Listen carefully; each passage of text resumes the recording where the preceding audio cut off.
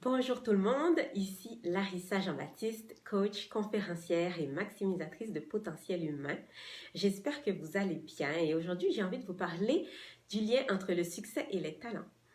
Parce que j'entends beaucoup de gens, beaucoup de femmes autour de moi dire qu'elles ont été satisfaites jusqu'à présent avec un emploi plutôt gagne-pain.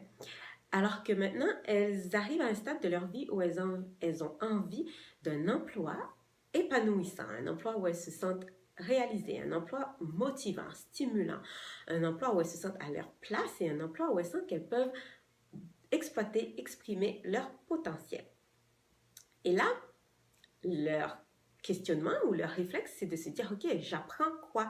Je fais comment pour avoir ce type d'emploi nourrissant et satisfaisant là? Et je fais comment pour avoir du succès réel, le succès que je veux?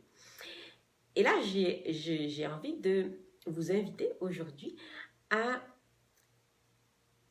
voir que peut-être que notre élan d'aller tout le temps chercher du nouveau savoir, chercher de nouvelles compétences pour se retrouver à nouveau dans des emplois pas si satisfaisants que ça, pas si stimulants que ça.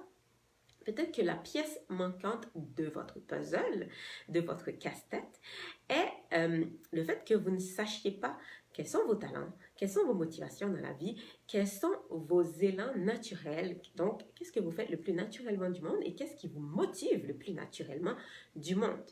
OK?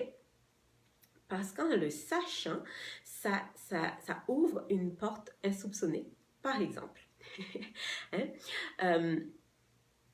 si vous avez une motivation altruiste, on va dire, ça veut dire que pour vous, ce qui vous motive réellement dans la vie, le plus facilement du monde, c'est de faire quelque chose en lien avec aider les autres. Et que vous vous trouvez dans un emploi où, oui, vous êtes un comptable super compétent, ou vous êtes une communicatrice vraiment compétente, ou que vous êtes une enseignante très compétente, mais que vous ne vous rendez pas compte que vous avez besoin d'être dans une place, dans un organisme, dans une institution, orienté vers aider les autres à cause de votre motivation première qui est altruiste.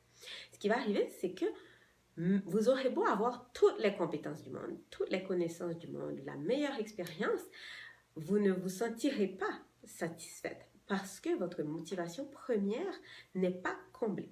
Okay? Maintenant, on va parler des talents. Si votre talent premier, on va dire qu'il est de organiser, d'arranger, d'organiser des événements ou d'organiser peu importe la chose, okay? Parce qu'on peut organiser pas mal de choses. Que depuis que vous êtes né avec ce talent-là, parce que chaque personne naît avec des talents uniques, okay? Avec un amalgame qui fait de lui la personne unique, qui fait d'elle la personne unique qu'elle est. Et là que vous, un de vos talents premiers, c'est d'organiser. Que vous vous retrouvez dans des emplois où, oui, vous êtes compétente à faire ce que vous faites, mais que vous n'avez rien à organiser, en fait.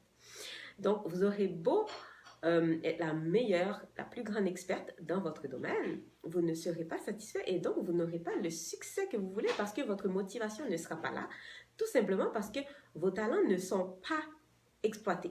Donc, il y aura toujours cette sensation de manque et de manque de motivation aussi, de ne pas se sentir stimulé parce que votre mélange unique de talent et de motivation ne sont pas en train d'être exprimés, utilisés et exploités. Donc, ma question pour vous aujourd'hui est, savez-vous quels sont vos talents principaux? Savez-vous qu'est-ce que vous faites le plus naturellement au monde? Savez-vous ce que vous faisiez quand vous étiez enfant, que personne n'a eu à vous apprendre, à vous montrer, à vous enseigner?